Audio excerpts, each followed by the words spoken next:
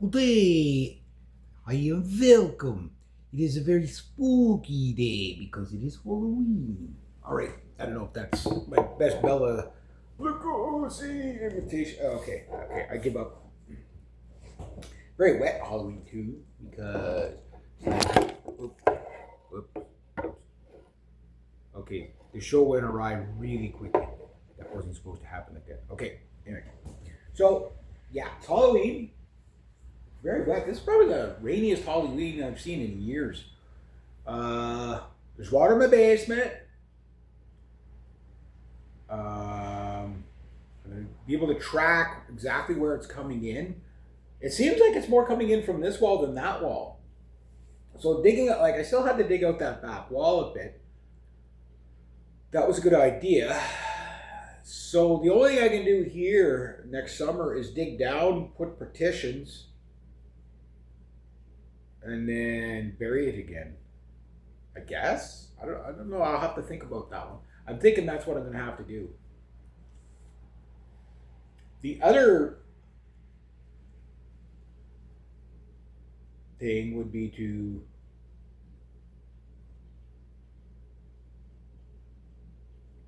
delay the seepage is just put for now is if I find a couple of big things of tin, just put them on the ground like this way.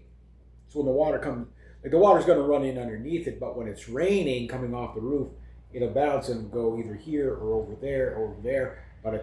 Hopefully by the time it seeps through, it stopped raining. Right? So I'll have to figure that one out. But it's good to know. I don't know if little Munchhead has been in here. There's sort of evidence that he has been, but it's hard to tell. Um, got my trapping license, 36.70. Holy crap, that's expensive. I remember when it was like $15 or whatever, $12, $15. But ease what it is. Had yesterday off. I was supposed to work yesterday, but then it ended up raining, and I wasn't able to get a hold of my buddy. So I hope everything's okay. It's not like him not to call me back. I tried my other client, didn't get a hold of her. It's not like her not to call me back. So it's like because I missed out the day before. So basically, I'm going to get a 4-day weekend. I thought I was going to be working straight through till Saturday, and the gentleman for the trapping comes in tomorrow. I could have probably set traps today, but in the rain, they could wait another 2 days or whatever. Another 2 days. Um, in a way, it'll be better for the furs, the longer, because their winter furs are going to come in, the colder it gets, right? We've had a couple cold nights. But yeah, so I'm committed to the trapping thing. So basically, the license I will be charging them $40 for. Just okay, $40 for the license, $30 an hour. I'll rack up my time, $10 a beaver, and then whatever I get from the trapping. The idea is to keep it as cheap for them as possible, but I have to make money, right? I could charge them 20 to 25 a beaver, which would be fine.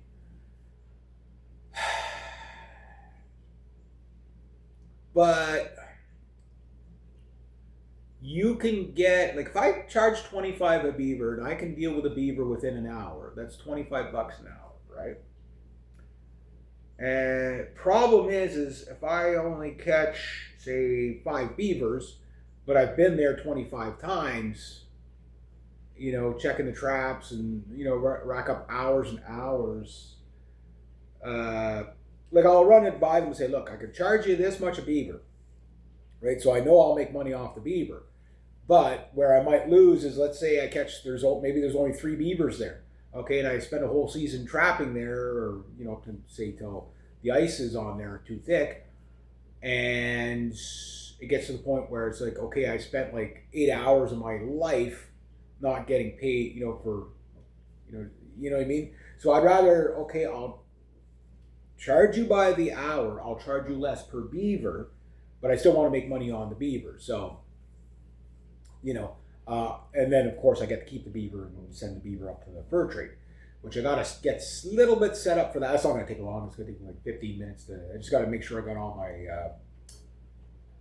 I got a sheet of plywood I got to bring down that I put the beavers on because I have like 2 screws in it, and it's perfect for when you spread the beaver out and use the flesh, that little fleshing thing there. You can like take all the blubber off a beaver in like 20 minutes. Usually I do 2 fleshings per beaver. I don't use the knife as much because that tool, that the beaver flesher is like you can't use anything that you can press against because like the beaver hair is coarse, so you can press on the inside of the hide and not singe the fur on the. I'm sure if you did it too hard, yeah, you probably would. But you almost can never put a a hole in the hide, and then you only have to use your draw knife, your fleshing knife for just like the main butt, the gristly part there, and that's it. And yeah. So that's what I'm going to do there. I don't know how much I'm going to show on this channel because the whole Trapping 101 series, I like to keep people informed with it, but YouTube hates people that do that, right? So they don't like hunters and trappers and stuff like that. So I'll show you as much as I can. I can't really film much on that property. It'd be different if I was going there by myself, but I'm going to have the client pick me up and drop me off. So, said, we're paying you to catch beavers, not to film. So, yeah. So there's that. On top of that, there's also, I don't know if I will release the song tonight, but I'm going to get the song ready for release tonight for the Crystal Eye song. And I got a couple of cover songs that are coming and I'm still working on. I'm going to actually do an encore song too. So I got a Soundgarden song coming up. Once I get I'm still tripping on the lyrics a bit, like tripping over the lyrics because it's kind of like not a song where it's like the lyrics are intuitive. I don't know what it is. Like there's some songs, and it's not like the song's hard to remember. It's like I've been hearing it since the 90s. I should know this song by heart, but it's just like, why am I tripping over the lyrics? It's kind of like poor Amanda when we were doing "Off on Fire" by Bruce Springsteen. Probably the easiest lyrics to ever like. She remember like the song was really lyric heavy, and that one she just kept messing up to the point where she hates the song now. It's like, yeah, we finally did get it, but she wasn't happy with the take. Stuff like that. Yes, I would like to get Amanda back here singing with me again, but it's like anything. People when they have time, when they don't have time, stuff like that. But yeah. Yeah, that would be really cool. There's a couple of people like I might reach out to once I have a little bit more time. I really want more female singers because I want to do more duet stuff because I like that stuff, right? But I want to get like what I'm looking for. What I'm looking for is like a Fabi Ernie's twin sister. That's what I'm looking. Like that's the ultimate metal chick, right? And whether we're doing acoustic or whatever. Like I want to cover some Helvetii songs for sure, because some of them are sung in ancient Gaelic. So like that's ancient Gaulish, sorry, ancient Gaulish language. So that's going to be a challenge to learn that stuff. But it'd be really cool if I did, right? Yeah, so I got those songs that I'm going to work on. The anchor songs, there's only so many of them that I can actually do, for male vocals. That would translate to an acoustic guitar. But the one that I'm going to start with is, I can't pick a favorite anchor song because every anchor song is the one I'm listening to is my favorite song. You know what I mean?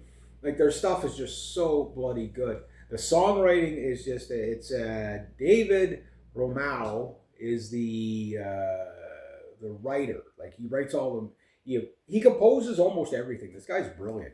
If you think about it, like I'm sure the other band members contribute too. There's no doubt about that. But just like the overall composers and lyrics and stuff like that are usually David writing everything. I don't know how much writing Jess Lee actually does She seems to like, no, let David's like the master guru, let him do it. Like he's right. Like I can't top that. Like let him do it. But what she brings to the table is their incredible vocals, right? Um, and then of course you now have extended range 7 string guitars, in their mix. Works out so well. Julio, the bass player, always ends up playing the bad guys. The bass player always ends up playing the bad guys in all their like themes of their videos. He's always like the bad guy. It's kind of funny.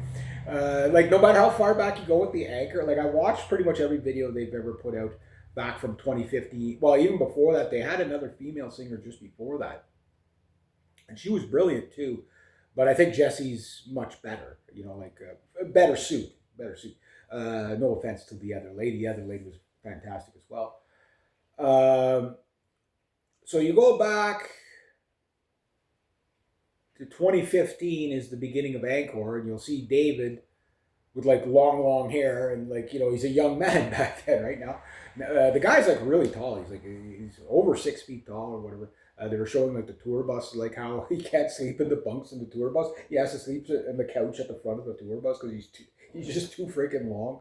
That's hilarious. That'd suck, but he's cramped in the bus like that. 23 people with 23 other people. That's crazy. But no, the songwriting's brilliant, and I can't wait to see how they're gonna do Madara Endless Dream live. I can't like I was blown away with that. I was like, okay, when they did Shogunai, like, okay, how are they gonna do that live? Like just the switches are so bang. You know what I mean? Like when it drops into something else, it's just like it's a total different unit. Like how do you switch like that? That's talent. That's just talent. So I have no doubt that they're gonna pull it off. I'm just like, how are they gonna do it, right? So how do you cover something like that, right? So it's like, okay. Like I'd love to cover an acoustic version of Venom. I think that would be cool. That would be a really cool. That'd be I don't know how to work that one out, but like Darkbeat, that song. I mean, that song. Like if you listen to the live version, I love listening to people live more than their studio stuff. Right? I love the studio stuff because that's usually what introduces you to them. But like yeah, like Darkbeat, that intro that they have. The world is a cruel and beautiful place, and then it goes into that, and that's how they start the show. And it's like it's so explosive, it's so good, but the song just there's like 10 songs within one song on every song, right? So I want to get some songwriting today. So some of my part of my songwriting today is actually going to be really songwriting. It's going to be the inevitable changing strings, which if I could do it on the Charvel, I'll be happy. Hopefully, I won't have to do a whole bunch of reintonation and everything like that. There are nines that are on there, and I'm just going to switch nines. So if the bridge is a little up, a little down, as long as it's in intonation, I can live with the spring tension where it is. The bass, well, I've had the bass 2 or 3 years now, and yeah, I'm going on my 3rd year, I think, with the bass. Because I'm kind of confused. Did I buy? I know the Mark before the Charvel, the Mark Holcomb guitar was the second last guitar I bought, and I bought the bass at the same time. And once I paid off the Mark Holcomb guitar, okay, so I didn't buy any guitars at least for 2024. I bought the drum kit in 2024.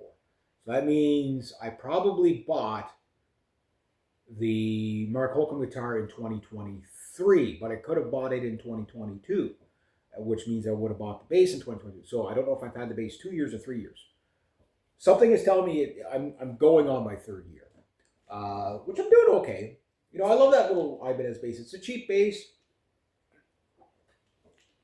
It's teaching me a lot about what I want in my next bass. I took Billy Sheenan's advice. Don't upgrade your bass too fast. Like I know I want a really good 4-string bass. And guys, of all the basses I've tried, which when I go into a music store, I've already explained this to you guys. Like every instrument on the wall, whether it's a style of instrument, I'll play the Flying V and then I'll play the Gretsch hollow body, Chuck Berry looking ES335 Gibson or something like that. just to see how it compares, right? Like last time I was up there, there was a Gibson Explorer up there. I'm like, oh my god, my first solid body guitar was an Explorer. I grabbed it right away and I played it, and it's just like when you look at it online, it's, oh, I'd love to have that. Oh, I'd love to have that. And I played it, and I'm like, well, it's the same neck that's on my SG. You know what I mean? Like it's the same scale. You wouldn't be getting, you wouldn't be getting anything really new with it. You know what I mean? My SGs will do fine. I've played just about every type of Les Paul you can imagine. Yeah, so I know it. Like when I look at a Les Paul and they say it's this taper neck or that taper neck, I know which. Like I've played enough 60s tapers neck, 50s taper necks. The only ones I haven't played yet are the moderns with the asymmetrical necks, which I really want to try those just to see what they're like. Like how good are they? There's only a few guitars that use a symmetrical neck profile. Think about like an earlobe shape, right? It's thicker at the top for more purchase and thinner, when your thumb comes down to solo, right? So it allows your hand to really kind of curl around up the fingerboard. So I can't wait to try it to see how it is. I've tried pretty much every radius of fingerboard between 9.5 and or 7 even. I think 7 degree right to 20. Not degree, radius. 7-inch radius to 20-inch radius. Favorite is 20. The compromise is the Jackson Speed Necks and the Chagall Speed Necks with the 14 to 16. Where it's rounder at the top for chords and flatter for. Doesn't really make a big difference at the end of the day. It makes a little bit of a difference on the bends. The 20-inch makes a difference on the bends big time. It allows you to bend like crazy. It's effortless. But it's also the other thing it does is you really have to flatten your fingers out even more when you do sweeping arpeggios. But once you get used to it, you get cleaner arpeggios. So it's a little different. It's not for everybody, but the metalhead guys and the shredder guys eventually will like a 20-inch radius the most. Mark Holcomb likes them because when he's doing those really crazy squeals, what he does is rather than do the pinch harmonic and then bend, he bends and then does a pinch harmonic. It gives a kind of really weird, really crazy sound. And of course, Mark Holcomb has these beautiful new core model signature series coming out, and they're beautiful, but they're like $5,000, right? And really, they're not that much different from what you're getting. You're getting a different aesthetic, and you're getting a core model, but the fit and finish, it's PRS quality. So from entry level right up to like the core models, like the PRSs are probably the most consistently made guitars out there. I'm sure there's a bad one, but I've never heard of one. I'm sure there's like it'll be a historic moment when you find a bad PRS. You know what I mean? They're just so well, even the stuff coming out of Indonesia. So I'm sure the core model stuff is a little bit more refined, but we're talking that much. You're going to pay this much more to get that much more. It's like violins. You pay this much more, but you get like that much more, right? So know what you're paying for. So I'm going to do a little bit of, I'm going to fill up the bin. I got to block off my laneway for tonight because I have no candy for the kids, and I really don't want people coming in and then, not knowing how to turn around in here because there's no light. You know what I mean? So I'm going to do that. Block off the laneway, and hopefully nobody crashes into my garbage bins. I'm just going to put them spread out so people can drive in between them in case they do accident. And they go through a ribbon or whatever. But I'll have the ribbon and hanging, so it should be easy to see that. Okay, well, there's a big orange X here. Don't turn in. So gonna do that. Gonna clean out the basement, or not clean out the basement. Clean out the woodshed a bit. Gonna go into the basement, see if I can fully track where all the water's leaking in, and then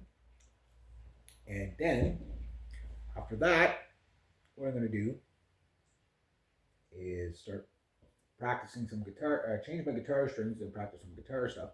Clean up in here. I was going to bring the vacuum down, but because it was raining too much, I didn't want to risk it because I really got to do the vacuuming in here like soon. Like the heat registers aren't stinking with dog hair, so that's not so bad. But you know, I think I got most of it out. But it's just the idea that I don't want, like I don't want to wash the floor while, I can still get more stuff, sucked out of it, stuff like that. Because, like, smell wise, the house is doing pretty good. Like, okay, yeah, it's a little musty in the basement still because it's a basement, but nowhere near what it was 2 months ago when I came down here. Like, I mean, it's night and day. I haven't slept down here yet, but like, I'm not there's no rush for that. Like,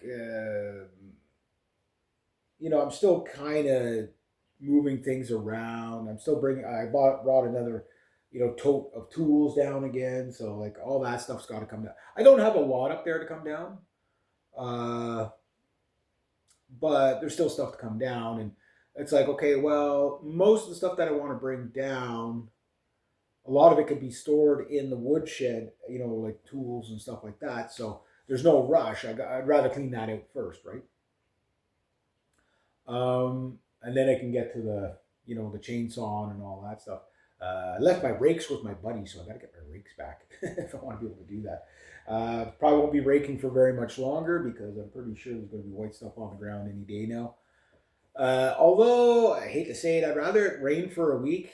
A nice light rain that really soaks in before everything like really freezes, just so we don't start off the spring so dry. Because like the rain seems to be more just running off for whatever reason. Doesn't seem to be sinking in, right? So, uh, like there's enough rain, but it's not enough rain, right? Because when it rains, it usually rains too hard. But when it rains enough and it really soaks in, uh, that's when you know you're going to be good for next season, right?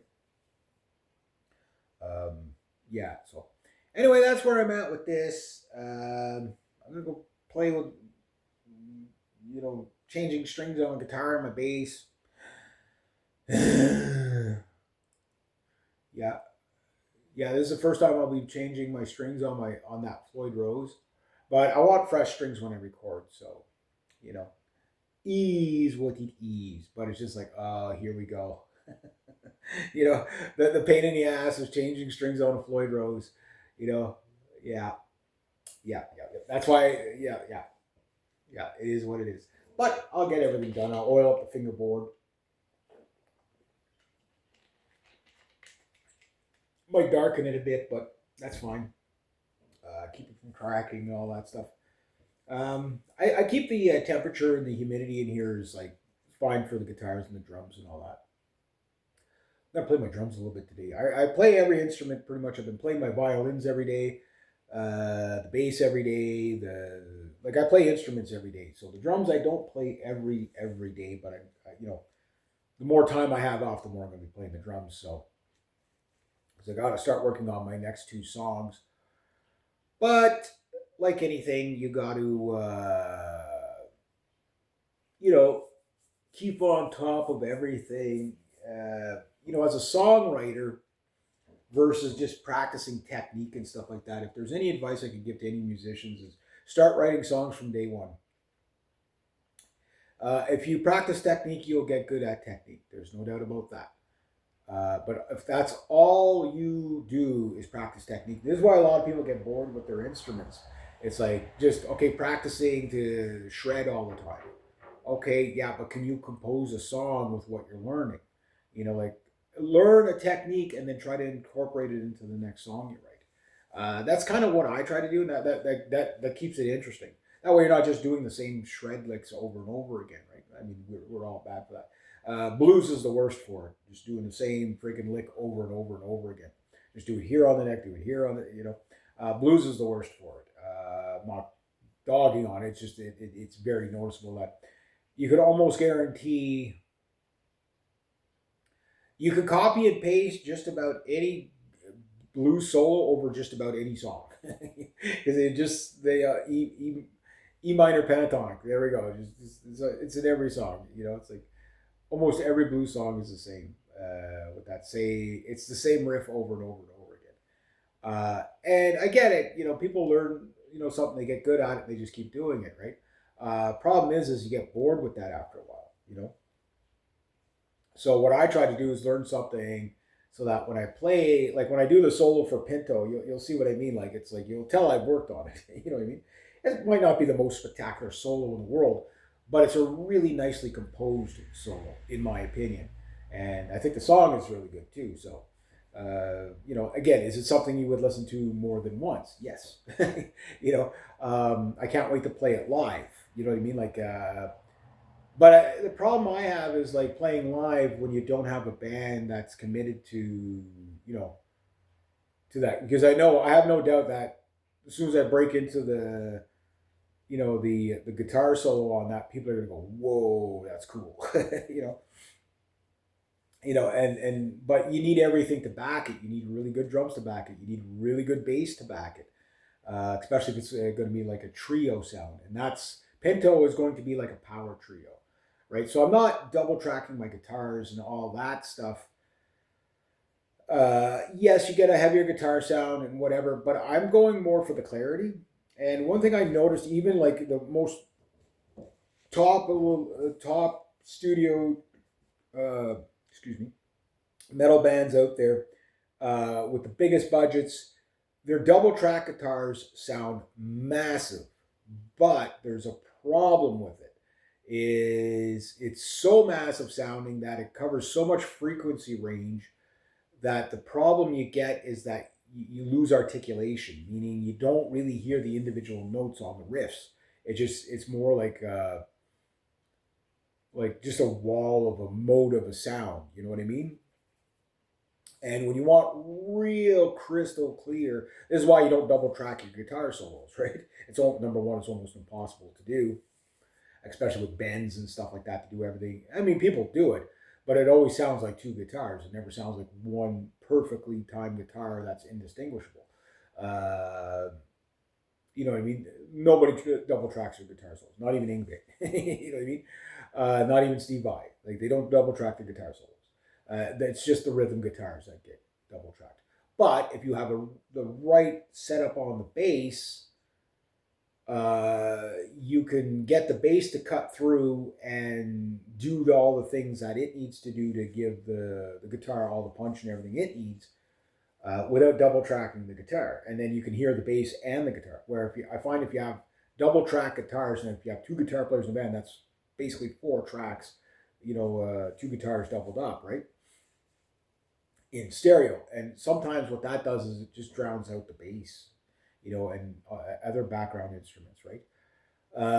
And less is more sometimes, especially if you're on more limited technology like I am, where it's like, okay, I can get a fairly good sound, fairly clear sound where you can hear everything, but it gets a little cluttered sounding, or just everything is like, bounced into the background. It was like in the 90s where it was like the loudness was just make every instrument full loud. It didn't matter if it was an Oasis album, where it was just, okay, let's see how much saturation of noise we can get in there, where there's no distinguishment between hardly anything. So it's just, now mind you, they weren't playing technical. They were just, jamming on chords basically, right? The odd riff here or there. So they could get away with it. But, when you do want that clarity and you need that clarity, I think the people that got clarity perfectly right was Mr. Big. Like there is not a single note of any instrument on that album. Yes, they did overdubs and they double tracked some of the guitars and stuff like that, but they did stuff in such a way that no matter what, you could hear everything.